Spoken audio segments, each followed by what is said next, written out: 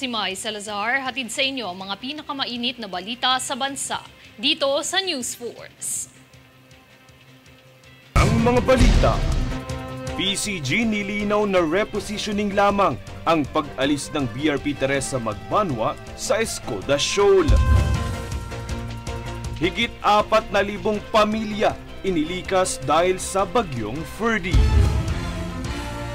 DOJ iniimbestigahan na ang umano'y pagtangkang pagsuhol ni Alice Go sa isang Chinoy na negosyante. Senator Bongo nais paimbestigahan ng Kamara ukol sa alegasyon ng pagkakaugnay sa Pogo. Top CTG leader sa Northern Luzon patay sa naganap na engkwentro laban sa militar. Filipino fans at ilang world-class athletes nakisaya sa meet and greet ni Olympian vaulter EJ Obiena. Patas at pantay na balita, komprehensibong ulat para sa pulso ng masa. Ito ang News Force. Iginiit ng Philippine Coast Guard o PCG na hindi pag-atras ang pag-alis ng BRP Teresa Magbanwa mula sa pagkakadeploy sa West Philippine Sea. Aniya ito umano ay repositioning lamang. Para sa detalye, narito si Francis Riodique. Mahigit 5 buwan ang naging pamamalagi ng BRP Teresa Magbanwa sa Escoda Shoal. Ngunit nitong linggo ay kinumpirma ng Philippine Coast Guard na naglayag na ito pabalik ng Palawan. Ayon sa PCG, ang pangunahing dahilan ng pag-alis ng BRP Teresa Magbanwa ay dahil sa masamang lagay ng panahon. Kasama rin umano sa mga dahilan ay ang pagkakasakit ng mga tripulante dahil sa kakulangan ng supply at pagkasira ng ilang bahagi ng barko dahil sa agresibong aksyon ng Chinese Coast Guard. Paglilinaw ni PCG spokesperson for the West Philippine Sea Commodore J. Tariela, hindi pag-atras o withdrawal ang pag-uwi ng BRP Teresa Magbanwa. Aniya, repositioning lamang umano ito ng pamahalaan dahil na nga sa ilang mga dahilan. Kinakailangan munang magkaroon ng medikal na atensyon ang mga tripulanteng nagkasakit. Kukumpunihin rin ang mga nasirang gamit sa barko. Kaya naman ayon sa PCG, plano nitong mag-deploy ng ibang barko sa Escoda Shoal. Matatandaang dineploy ang BRP Teresa Magbanwa sa nasabing parte ng West Philippine Sea.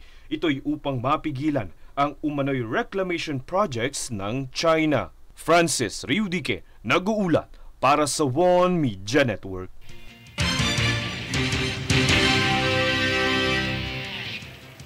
Samantala, nasa 27,000 automated counting machines o ACMs at iba pang kagamitan ng Commission on Elections o COMELEC para sa susunod na halalan ang sumailalim na sa Hardware Acceptance Test o HAT.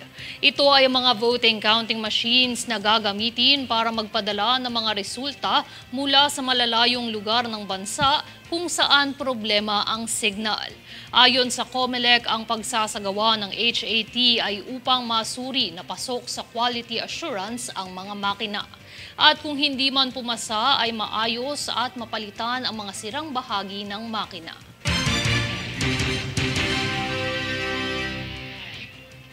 Nitong kamakailan lang ay nirepresenta ni Department of Health o DOH Secretary Teodoro Herbosa si Pangulong Ferdinand Bongbong Marcos Jr. sa programang Handog ng Pangulo, Serbisyong Sapat para sa Lahat na ginanap sa Kamalig, Albay. Ibinahagi ni Herbosa at ng DOH Bicol ang Mobile Clinic Laboratory sa pamahalaang panlalawigan ng Albay na mag-aalok ng mga serbisyong medikal tulad ng X-ray, ECG at ultrasound.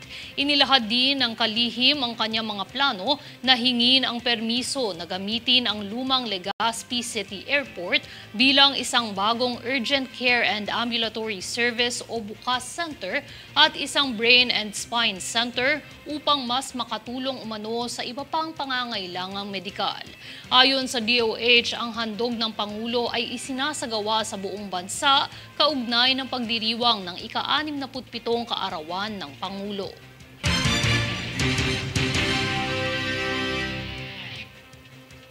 Bagamat saglit lang nanatili ang bagyong Ferdy sa bansa, nagdulot pa rin ito ng malakas na pag-ulan at pinalakas na habagat na nagpalika sa higit 4,000 pamilya sa bansa.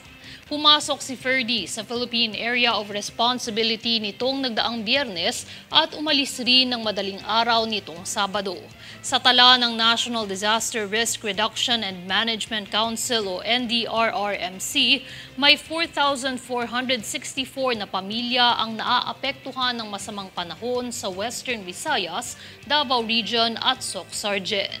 Ilang kabahayan ang nasira, gayon din ang mga kalsada na hindi madaanan, habang ilang lugar rin ang nawalan ng kuryente. Nakahanda naman ng gobyerno sa pagbibigay ng kaukulang tulong para sa mga nasalanta ng bagyo.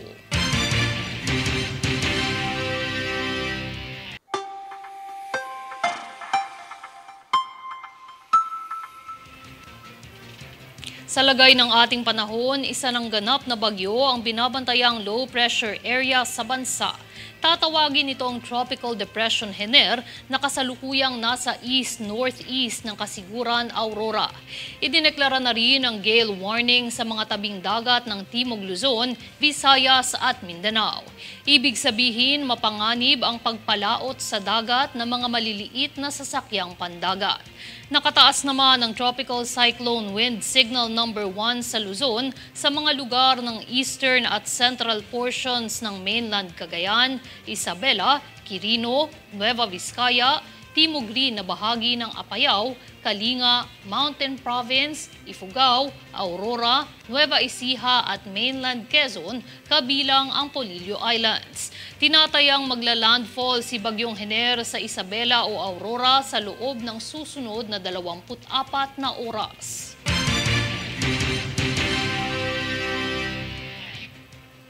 Susunod sa News Force.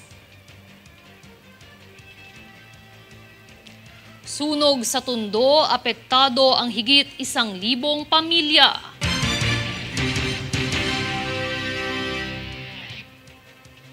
BOC na iya nasabat ang 6.8 million pesos na halaga ng iligal na droga.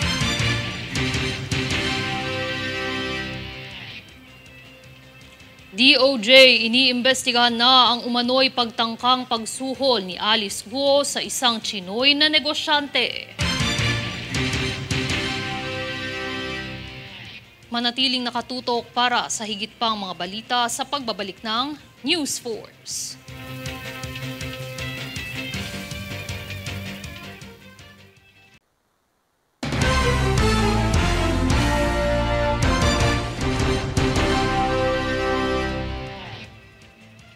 Iniimbestigahan na ng Department of Justice ang umano'y pagtangkang pagsuhol ni dismissed Mayor Alice Guo sa isang Filipino-Chinese trader. Ito ang kamakailang isiniwalat ni dating Senador Panfilo Ping Lacson. Para sa detalye, narito si Francis Riodique. 1 bilyong piso. Ito umano ang halagang inalok ni dismissed Mayor Alice Guo sa isang Filipino-Chinese na negosyante. Suhol umano ito para sa posibilidad na matulungan siya sa mga kasong kinasasangkutan niya. Isinuwalat ito ni dating Senador Panfilo Ping Lacson. Ayon sa Department of Justice, kasalukuyan ang nagsasagawa ng investigasyon sa naturang issue. Pahayag ni Justice Secretary Jesus Crispin Remulla, maaaring bilyong-bilyong piso ang pinagagalaw na pera ni Guo para maisalba siya sa kanyang kinaharap na kaso. Samantala, tuloy na ang paghahain ng Justice Department ng kasong qualified human trafficking laban kay Guo ngayong linggo. Ito ay matapos na payagan ng Supreme Court na ilipat ang pagdinig sa nasabing kaso mula sa Capas Tarlac RTC patungo sa Pasig RTC. Matatanda ang isinulong ang paglilipat ng paghahain ng kaso sa paniwalang magkakaroon ng impluwensya si Guo sa magiging resulta ng pagdinig dahil sa mga koneksyon nito bilang dating mayor sa Tarlac. Francis Riodique, nag-uulat para sa One Media Network.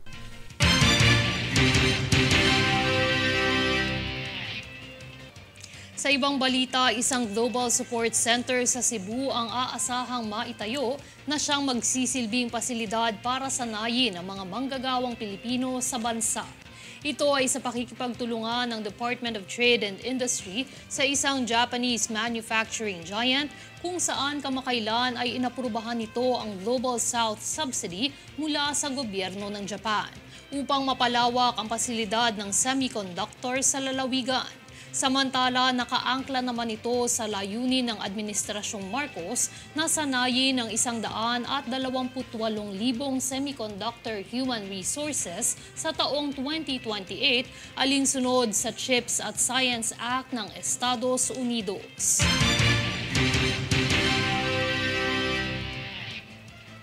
Ngayong araw, sinimulan na ng Kamara ang pagdinig sa 6.352 trillion peso budget ng 2025 bilang suporta sa Agenda for Prosperity ni Pangulong Marcos. Yan ang balitang hatid ni Jade Buhoy. Nagsimula na ngayong Lunes ang plenaryo ng Kamara upang talakayin ang 6.352 trillion pesos na pambansang budget para sa taong 2025. Ayon kay Speaker Ferdinand Martin Romualdez, susuportahan ng budget ang Agenda for Prosperity at Bagong Pilipinas programs ni Pangulong Ferdinand Marcos Jr. Sinabi ni Romualdez na makatutulong ang budget sa pagpapababa ng presyo ng bilihin, partikular na ang bigas na ngayon nasa 42 pesos kada kilo. Layunin din ng budget na mapataas ang ani ng mga magsasaka at mangingisda na magreresulta sa sapat na supply ng pagkain at mas mababang presyo. Maglalaan din ang budget para sa pagpapalawak ng infrastruktura at pagsuporta sa edukasyon, lalo na sa mga maralitang komunidad. Pahayag ni Romualdez na target ng bansa na mapanatili ang ekonomiyang pagpapalago sa 6% o mas mataas pa, alinsunod sa mga pandaigdigang pagtataya. Nakatakdang maipasa ang budget sa ikatlo at pinal na pagbasa sa ika-25 ng Setyembre, kasabay ng pagtalakay sa pondong ilalaan sa mga pangunahing ahensya ng pamahalaan. Jade Buhoy, nag-uulat para sa One Media Network.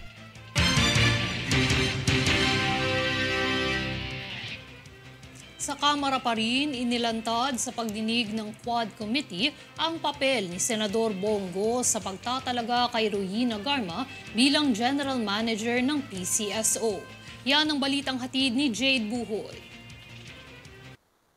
Nitong kamakailan sa Quadcom hearing, inilantad ang papel ni Senador Bongo sa kanyang pag-a-appoint kay Royina Garma bilang PCSO General Manager. Kinumpirma ni Garma na siya ay nag-apply para sa posisyon sa pamamagitan ni Go na nooy Special Assistant to the President ni Pangulong Rodrigo Duterte. Ayon kay Garma, malapit ang mga opisyal ng pulisya sa Davao kay Go dahil sa kanyang kaugnayan kay dating Pangulong Duterte. Dito naman tinukoy ni Representative Pami Zamora na si Go ang nag-abot ng aplikasyon ni Garma kay Duterte na kalaunan ay pumili sa kanya bilang General Manager ng PCSO. Si Garma ay iniuugnay sa mga alegasyon ng extrajudicial killings ng mga Chinese drug lords sa Davao Prison noong 2016. Base naman sa nakaraang pagdinig, lumitaw ang pangalan ni Go kaugnay sa umano'y pagbibigay ng pabuya sa mga pulis na pumatay ng mga drug suspects.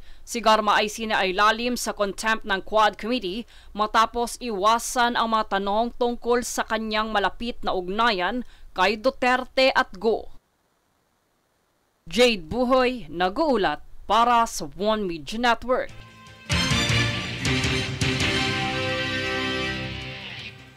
Base sa datos ng Disaster Response and Management Division ng Department of Social Welfare and Development o DSWD, ay nasa mahigit 1,500 pamilya ang lubhang apektado ng malaking sunog sa Tondo, Maynila noong ika-14 ng Setyembre. Kasalukuyan namang nasa evacuation center sa San Vicente Lim Elementary School ang mga pamilyang inilikas. Tiniyak ng DSWD Field Office NCR ang pagtutok sa lagay ng sitwasyon at patuloy ang pakikipag-ugnayan sa lokal na pamahalaan ng Maynila para sa iba pang pangangailangan ng mga biktima ng sunog.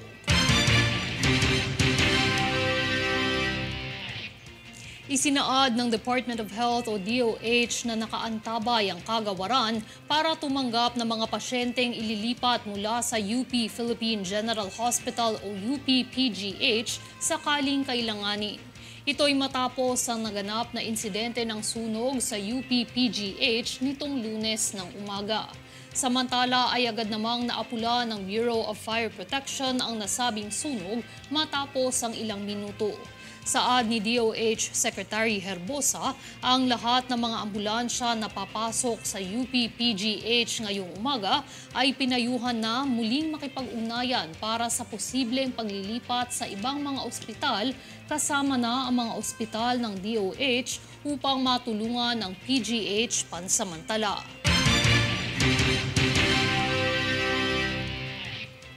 Sa malaking sunog na naganap kamakailan sa Bacoor, Cavite ay nanawagan na ang Philippine Red Cross o PRC sa publiko ng donasyon para sa mga biktima. Para sa mga nais maghandog ng tulong, alamin mula kay Daniza Lopez. Matapos ang sunog na naganap sa Bacoor City, Cavite, ay naapektuhan nito ang daang pamilya na nawala ng tirahan at pangkabuhayan, kaya't nanawagan ang Philippine Red Cross o PRC ng donasyon bilang dagdag tulong sa mga biktima ng sunog. Matatandaan ang sunog ay sumiklab noong nakaraang linggo, ika-10 ng Setyembre, sa Sitio Kanluran, Barangay Zapote. Bilang pagresponde ay nagpadala ang PRC sa pamumuno ni Chairman Richard Dick Gordon at Secretary General Dr. Gwen Pang ng rescue teams, mga kawani at mga volunteer. Nagpadala ng mga pangunahing pangangailangan ang organisasyon, kagaya ng tubig, pagkain at mga ambulansya. Handog nito ang hot meals sa mga evacuation center kasabay ng mga istasyon ng first aid. Ipinabot naman nito sa publiko ang donasyon na maaari nitong ipadala sa PRC bilang pandagdag sa mga food pack, sleeping kit, kitchen set, hygiene kit, family tent at mga damit. Sa mga nais magpadala ng tulong ay mangyaring tumungo lamang sa malapit na PRC chapter o di kaya i-scan ang QR code na mahahanap sa opisyal na Facebook page ng PRC. Maaari ring magpadala ng tulong pinansyal sa bangko ng PRC at ipadala ang kopya ng deposit slip sa email nito. Para sa karagdagang impormasyon, mangyaring bisitahin ang opisyal na Facebook page ng PRC para sa iba pang detalye at katanungan. Daniza Lopez nag-uulat para sa One Media Network.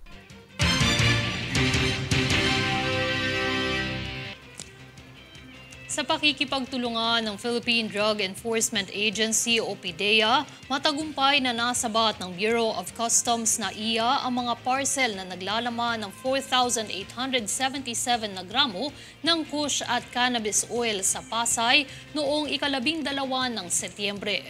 Ang kabuuang halaga ng mga nasabat na droga ay tinatayang 6.8 milyon pesos. Inihayag ni BOC Commissioner Bienvenido Rubio ang patuloy na dedikasyon ng ahensya sa paglaban sa pagpasok ng mga iligal na droga sa bansa.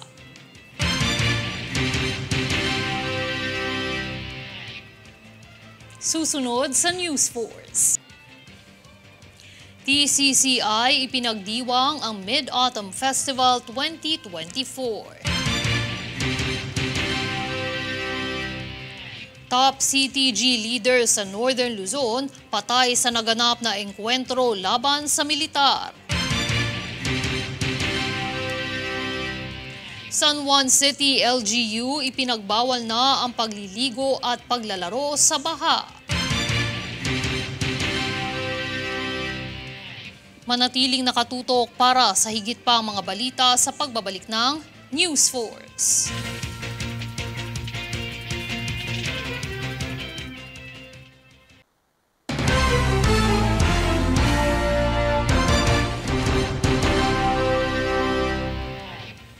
Patay sa isang engkwentro kamakailan laban sa mga tauhan ng 5th Infantry Star Division o 5ID, si Edgar Arbitrario alias Carl, kilala bilang nangungunang leader ng Communist Terrorist Group o CTG sa Cagayan Valley na may mahabang kasaysayan ng karahasan at terorismo.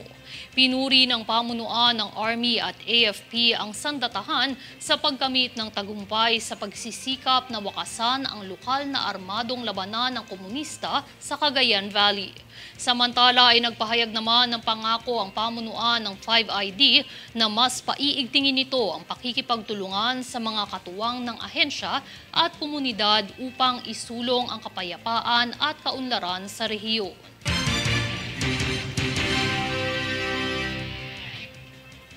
Sa taunang pagdiriwang ng Mid-Autumn Festival ng Taiwan Chamber ay masayang nakibahagi at dumalo ang ilang mga opisyal mula sa iba't ibang ahensya ng gobyerno. Tunghayan ang kaganapang yan kay Daniza Lopez. Bilang pagdiriwang sa Mid-Autumn Festival o mas kilala bilang Mooncake Festival, ay pinaghanda nito ng Taiwan Chamber of Commerce and Industry in the Philippines Inc. o TCCI at isinagawa ang kaganapan noong 14 ng Setyembre sa Global Technopark, Carmona, Cavite. Pinangunahan ni TCCI President Frankie Yang ang pagbibigay ng mensahe sa mga nakibahagi at dumalo sa nasabing kaganapan. Ipinarating naman ni ROC Representative to the Philippines, Ambassador Wallace Min Ganchao ng Taipei Economic and Cultural Office o TECO ang kahalagahan ng pagkakaisa at pagiging buo sa araw ng selebrasyon.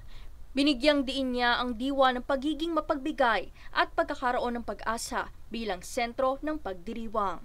As we share the glow of the full moon, let us also share the spirit of togetherness and gratitude.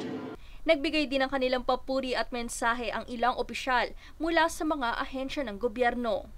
Kabilang narito sina Manila Economic and Cultural Office o MECO Chairman and Resident Representative Silvestro Bello III, Zone Manager of Cavite Ecozone Reynalyn Ebarle ng Philippine Economic Zone Authority o PEZA, Philippine Retirement Authority o PRA General Manager and Chief Executive Officer Roberto Zozobrado. Imbitado rin sa kaganapan si Anti-Red Tape Authority o ARTA Southern Luzon Regional Chief Dr. Carl Joseph Sanmocte. Nagbigay din ng pasasalamat at mainit na pagtanggap ang Vice President ng Global Technopark Carmona na si Mike Rodriguez. Samantala nagkaroon ng pagkakataon na magsalo-salo ang mga panauhin sa inihaing pagkain na isa sa mga tradisyon tuwing ipinagdiriwang ang Mooncake Festival. Inanunsyo rin ang mga nanalo sa papremyo para sa mga dumalo na nagmula sa mga Taiwan-related business na nandito sa bansa. Bilang pagtatapos ay nagpaabot din ng pasasalamat si TCCI Chairman Michael Lin para sa mga nakisaya at dumalo sa taunang pagdiriwang ng Mid-Autumn Festival 2024. Daniza Lopez nag-uulat para sa One Media Network.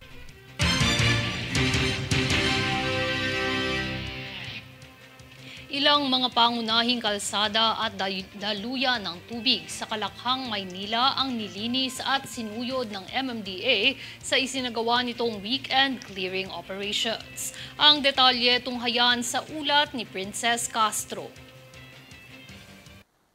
Alinsunod sa pagpapanatili ng kaayusan at disiplina sa mga kalsada sa Kamaynilaan ay patuloy ang pagsasagawa ng clearing operations ng Metropolitan Manila Development Authority o MMDA. Nitong weekend ay sinuyod ng mga kawani ng ahensya ang masisikip na kalye bunsod ng mga nakaharang at nakaparadang mga sasakyan sa kalsada na nagdudulot ng pagbagal ng daloy ng trapiko. Nasa higit 50 ang nahuli habang 15 naman ang mga nahatak na sasakyan sa mga lansangan ng MIA Road, Andrews Avenue, Airport Road, EDSA Pasay Rotonda, NAIA Road, Rojas Boulevard Service Road, Commonwealth at Litex. Kasabay nito ay nagsigwari ng operasyong paglilinis ang ahensya sa Hulong Duha at Market sa lungsod ng Malabon sa pangunguna ni MMDA Chair Romando Artes. Ang mga basurang nakolekta ay mula sa mga naipong waste product dahil sa pananalasa ng nakaraang bagyo. Bukod dito ay patuloy rin ang pagsasagawa ng MMDA ng cleanup drive sa Tuntong Creek sa Las Piñas, kung saan nilinis ng Flood Control and Sewerage Management Office ng ahensya ang basura at water hyacinth na nakabara sa daluyang tubig. Samantala, hinihikayat naman ng MMDA ang publiko na makiisa sa cleanup drive sa pamamagitan ng wastong pagtapon ng basura. Ang mga inisyatibong ito ng MMDA ay isa sa mga layunin ng kampanya ng Bagong Pilipinas ng Administrasyong Marcos na panatilihin at siguraduhin ang kalinisan sa mga komunidad. Princess Castro nag-uulat para sa One Media Network.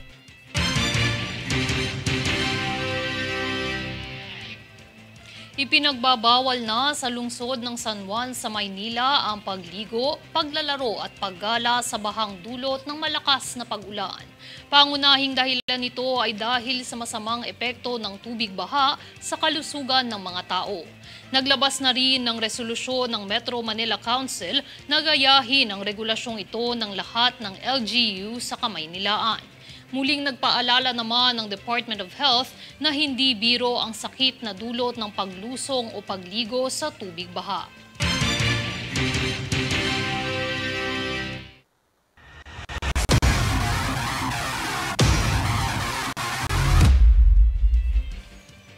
Daan-daang Filipino fans ni Olympian pole vaulter EJ Obiena ang naki-meet and greet nitong linggo sa Parañaque City.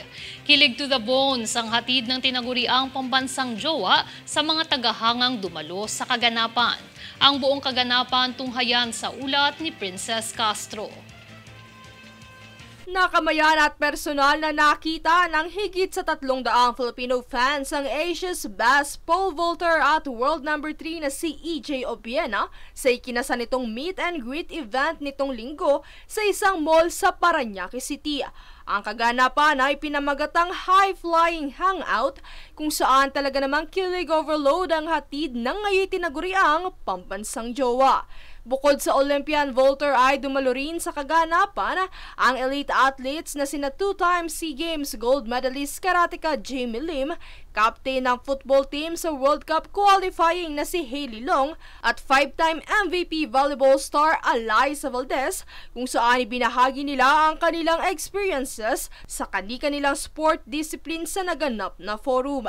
Kasabay nito ay nagkaroon din ng mga palaro na bukod sa kinilig at sumaya sa mga handog na papremyo ang mga tagahanga at audience, ay lubos pang nakilala ang Tondo Vaulter dahil sa mga trivia at fan facts na ibinahagi sa kaganapan. Talaga namang nagtagisa ng bilis at hindi nagpaawat sa pagsagot ang fans sa social media gamit ang format na EJ's Blank is Blank, kalakip ng mga hashtags na EJ Obiena, High Flying Hangout, Raise the Bar at Hangout with EJ. Isa si Amber Dagami sa mga mapalad na nanalo sa game maging ng meet and greet seat na isang maituturing na dream come true para sa libo-libong tagahanga ng 28 anyos pole vault pride ng bansa.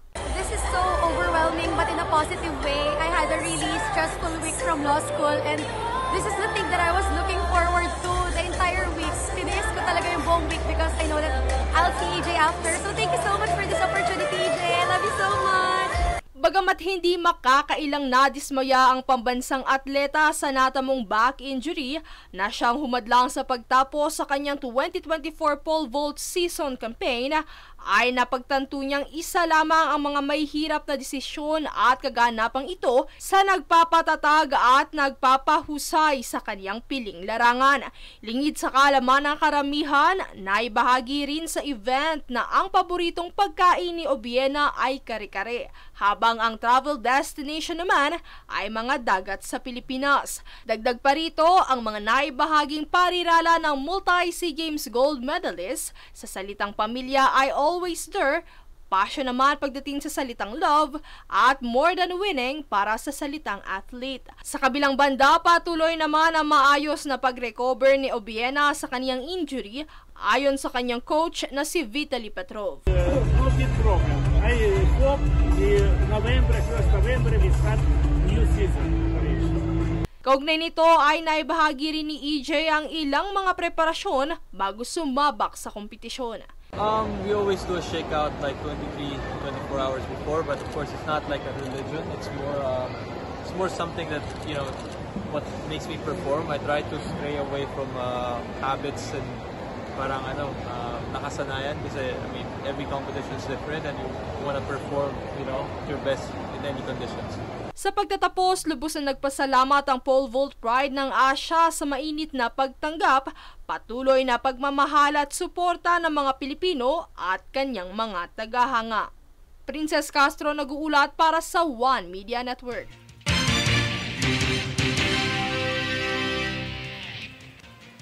At narito ang recap ng mga nagbabagang balita ngayon.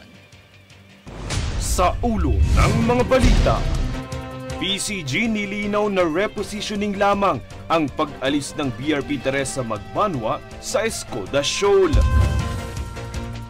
Higit 4,000 pamilya inilikas dahil sa bagyong Ferdy.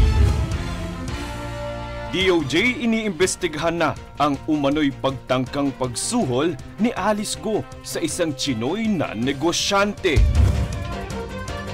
Senator Bongo nais paimbestigahan ng Kamara ukol sa alegasyon ng pagkakaugnay sa Pogo. Top CTG leader sa Northern Luzon patay sa naganap na engkwentro laban sa militar. Filipino fans at ilang world-class athletes nakisaya sa meet and greet ni Olympian vaulter EJ Obiena. Patas at pantay na balita, komprehensibong ulat para sa pulso ng masa. Ito ang News Force. At yan ang pinakamainit na mga balita ngayong araw. Manatiling nakatutok sa aming mga ulat at updates sa aming Facebook page, facebook.com/OneMediaNetwork. Ako si Mai Salazar at ito ang News Force.